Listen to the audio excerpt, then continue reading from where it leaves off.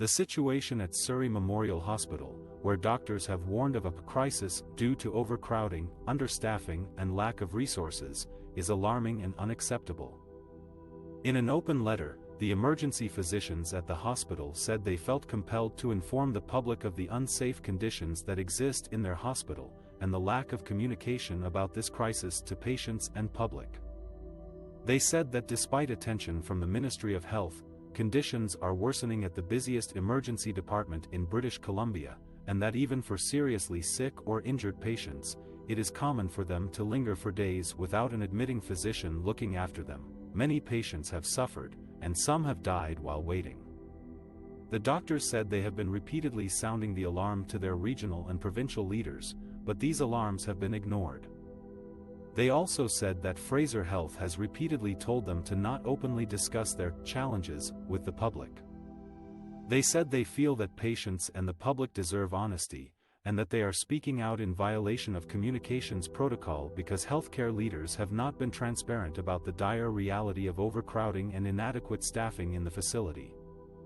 The letter identified 3 critical issues that are contributing to the problem: a lack of acute care beds, which means patients who have already been admitted are taking up room usually reserved for incoming emergencies; a lack of staffed beds in other areas of the hospital, such as intensive care units and operating rooms, which means patients who need specialized care are stuck in the emergency department; and a lack of long-term care beds and home support services, which means patients who are ready to be discharged are occupying beds that could be used for new admissions. The doctor said these issues have created a vicious cycle of hallway medicine, where patients are treated in corridors, waiting rooms, and even ambulances. They said this compromises patient privacy, dignity, and safety, as well as increases the risk of infection and medical errors. They said this also affects their own mental health and well-being, as they struggle to provide quality care under stressful and chaotic conditions. The doctors called for urgent action from the government and health authorities to address this crisis. They said they need more resources, more beds, more staff, and more support to cope with the growing demand for emergency care.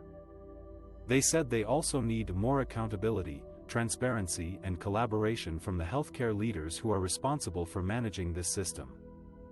They said they are not alone in facing this crisis, as other emergency departments across the province are also on red alert.